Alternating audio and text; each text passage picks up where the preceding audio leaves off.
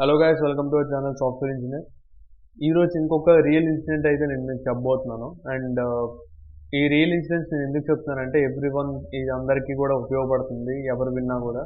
ఎందుకంటే ఒక real life experience అనేది ఎవరికైనా మనం షేర్ చేసుకునేటప్పుడు వాళ్ళకి ఒక మైండ్లో ఒకటి ఇదవుతుంది అనమాట. వాళ్ళ ఫ్యూచర్ అండ్ వీళ్ళ ఫ్యూచర్ని వీళ్ళు సేవ్ చేసుకోవడానికి ఒక ఇంపార్టెంట్ థింగ్ అవుతుంది అనమాట, మనం ఎప్పుడైనా రియల్ లైఫ్ ఇన్సిడెంట్స్ని వినేటప్పుడు.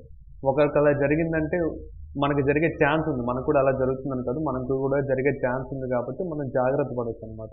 సో ఇలాంటి వాటిని రియల్ లైఫ్ ఇన్సిడెంట్స్ నేను చాలామంది ఎవరైతే నాకు తెలిసిన వాళ్ళు ఉంటారో వాళ్ళని చెప్పేటప్పుడు నేను మీతో షేర్ చేసుకుంటున్నాను అనమాట. బికాజ్ మీకు కూడా ఇలాంటివి జరిగే అవకాశం ఉంటుంది. బికాజ్ మీలో చాలామంది ఎర్లీ స్టేజెస్లో ఉండొచ్చు. సో వాళ్ళందరికీ కూడా యూజ్ అవుతుంది కాబట్టి నేను ఈ వీడియో అయితే చేస్తాను అనమాట. సో ఇప్పుడు టాపిక్లోకి వెళ్తే నాకు తెలిసిన ఒక అబ్బాయి అనమాట, కుర్రోడు. అతను ఏంటంటే మేమందరం సాఫ్ట్వేర్ జాబ్స్ చేసుకునేటప్పుడు ఆయన ఓన్లీ గవర్నమెంట్ జాబ్స్కి ప్రిపేర్ అయ్యేవాడు అనమాట. ఓన్లీ గవర్నమెంట్ జాబ్స్ అనే ప్రిపేర్ అయ్యేవాడు. అండ్ మ్యాక్సిమం మీకు ఒక ఎగ్జాంపుల్ చెప్పాలంటే మన గ్రాడ్యుయేషన్లో తీసుకున్నా ఎక్కడ తీసుకున్నా కూడా సిఎస్సి, ఐటీ ఈ ఫీల్డ్స్లో ఉన్న వాళ్ళు అనమాట. మ్యాక్సిమం వాళ్ళు గవర్నమెంట్ జాబ్స్కి రారు. ఒక 100 మంది ఆ బ్రాంచెస్లో ఉంటే వాళ్ళలో 98-97 మెంబర్స్ సాఫ్ట్వేర్ వైపు వెళ్తారు. మిగిలిన 2-3 మెంబర్స్ ట్రై చేస్తూ ఉంటారు అనమాట గవర్నమెంట్ జాబ్స్ కోసం. కానీ మిగిలిన ఏవైతే fields branches like mechanical, civil, triple EC వీళ్ళందరూ కూడా గవర్నమెంట్ జాబ్స్కి ట్రై చేస్తూ ఉంటారు. గ్రాడ్యుయేషన్లో ఉండేటప్పుడే వాళ్ళు గవర్నమెంట్ జాబ్స్కి ట్రై చేస్తూ రాస్తూ ఉంటారు అనమాట. ఇది మ్యాక్సిమం ఆఫ్ ది మెంబర్స్ ఈ బ్రాంచెస్ నుంచే ఉంటారు, మీరు కరెక్ట్గా గమనిస్తే. సో అలా ట్రై చేయడం తప్పు కాదు, కానీ ఇక్కడ మెయిన్ వచ్చే ప్రాబ్లం ఏంటంటే మన ఇప్పుడు నార్మల్గా మీరు కాలేజ్ నుంచి గ్రాడ్యుయేట్ అయ్యి రిలీజ్ అయ్యారు అనుకోండి, బయటకు వచ్చేటప్పుడు మీకు ఒక ఫ్రెషర్ ట్యాగ్ ఉంటుంది అనమాట. ఓకే, మీరు ఆ ఫ్రెషర్ ట్యాగ్ ఎప్పటి వరకు ఉంటుందంటే మీరు రిలీజ్ అయిన దగ్గర నుంచి హార్డ్లీ ఒక 1 or 1.5 year అనమాట. అది మ్యాక్సిమం 2 years అయిపోయినా కూడా కొంచెం కష్టం అవుతుంది ఆ తర్వాత జాబ్ ఆపర్చునిటీస్ అనేది మీకు దొరకడం. అండ్ ఇక్కడ వీళ్ళు ఏం చేస్తారంటే గ్రాడ్యుయేషన్ కంప్లీట్ అయిపోగానే మనం గవర్నమెంట్ జాబ్కి ఎలాగైనా ట్రై చేద్దాం అని చెప్పి ఇంకా కోచింగ్స్ కానీ ఇలాంటివన్నీ కూడా తీసుకుంటూ ఉంటారు. ఒక ఫస్ట్ అటెంప్ట్, సెకండ్ అటెంప్ట్లో వచ్చేస్తే పర్లేదు. ఒకవేళ అంతకు మించి ఇంకొక 2 years పోయింది, 3 years పోయింది, 4 years పోయింది, అలా చేసుకుంటా పోయారనుకోండి, అలా ఏమవుతుందంటే ఇంకా మీ లైఫ్లో ఫ్రెషర్ ట్యాగ్ ఇంక ఉండదు. ఎందుకంటే ఆల్రెడీ 4 years గడిచిపోయింది. అండ్ ఇప్పుడు మళ్ళీ మీరు ఫస్ట్ నుంచి స్టార్ట్ చేయాలంటే అది కుదరని పని అనమాట. అది ఎక్కడి నుంచి స్టార్ట్ చేయాలి, అయితే మీరు గవర్నమెంట్ జాబ్ తెచ్చుకోవాలా లేకపోతే మళ్ళీ ప్రైవేట్ జాబ్లో ట్రై చేయాలా అనేది ఇంకా మీకు అకాడమిక్స్లో 98%, 100% వచ్చినా కూడా మీ లైఫ్లో ఒక 4 years, 3 years ఏం చేయకుండా ఉంటే గ్రాడ్యుయేషన్ అయిపోయిన తర్వాత అది వేస్ట్ అయిపోతుంది అనమాట. సో నాకు తెలిసిన ఈ అబ్బాయి కూడా సేమ్ అలానే చేశాడు. గ్రాడ్యుయేషన్ అయిపోయిన తర్వాత 3-4 years సేమ్ ఇలానే అన్ని గవర్నమెంట్ జాబ్స్కి రాస్తూ ఉంటాడు. రాసి లాస్ట్కి ఏ గవర్నమెంట్ జాబ్ రాలేదన్నమాట. ఎందుకంటే ఇప్పుడు నన్ను అడిగాడు అనమాట, ఏం చేస్తే బాగుంటుంది, సాఫ్ట్వేర్లో మళ్ళీ వస్తే బాగుంటుందా లేదా అని చెప్పి.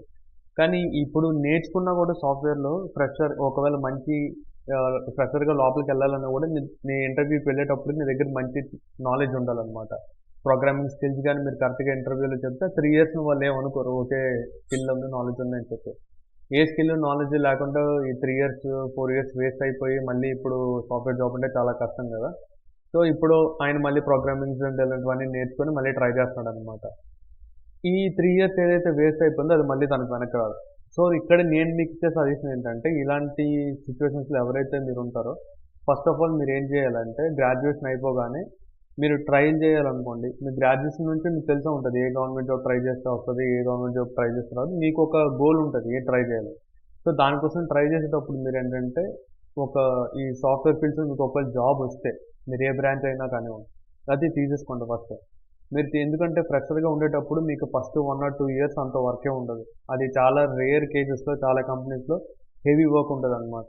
కానీ మ్యాక్సిమం 100లో 70 మందికి వర్క్ అనేది చాలా తక్కువ ఉంటుంది. ఎందుకంటే మీకు డైరెక్ట్గా మీకు ప్రొడక్షన్లో ఏం చేసినా కూడా ఫ్రెషర్స్ కాబట్టి మీకు తెలియదు, కాబట్టి మీరు ఏదైనా ఇష్యూ చేసే అవకాశం ఉంది కాబట్టి చాలా తక్కువ వర్క్ ఇస్తారనమాట. సో మిగిలిన టైంలో ఒకవేళ వర్క్ ఇచ్చినా కూడా డేలో ఒక 8 hours 9 hours కంప్లీట్ చేశాక రోజు మీరు ఒక మిగిలిన వీకెండ్స్లో కానీ సాటర్డే సండేస్ మీరు ప్రిపేర్ అవుతుండండి. మీరు ఏది కావాలనుకుంటే అది ప్రిపేర్ అయ్యేటప్పుడు లాస్ట్ ఈ జాబ్ మీకు అలా రన్ అవుతూనే ఉంటుంది. మీకు ఒక ఫిక్స్డ్ అమౌంట్ ఆఫ్ మనీ కూడా వస్తూ ఉంటుంది. దాని తర్వాత మీరు గవర్నమెంట్ జాబ్ కూడా ట్రై చేసుకోవచ్చు. రాలేదనుకోండి, ఆల్రెడీ మీరు ఇందులో ఉన్నారు కాబట్టి ఇలా కంటిన్యూ అయిపోవచ్చు. వచ్చిందనుకోండి హ్యాపీ అనమాట. ఇది మానేసి అక్కడికి వెళ్ళిపోతారు గవర్నమెంట్ జాబ్‌కి. సో ఇది నా టిప్ అనమాట.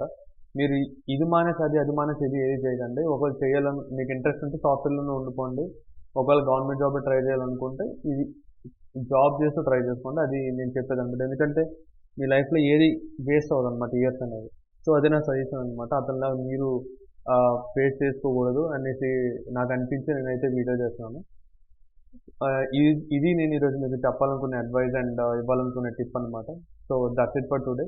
ఇంకా మీకేమైనా డౌట్స్ ఉంటే దేనిపైన కూడా కామెంట్ సెక్షన్‌లో మెన్షన్ చేయండి. నేను తప్పకుండా రిప్లై ఇస్తాను. అండ్ అదే టాపిక్ పైన వీడియో కావాలని కూడా మెన్షన్ చేయండి. తప్పకుండా వీడియో చేస్తాను. That's it for today. Signing off.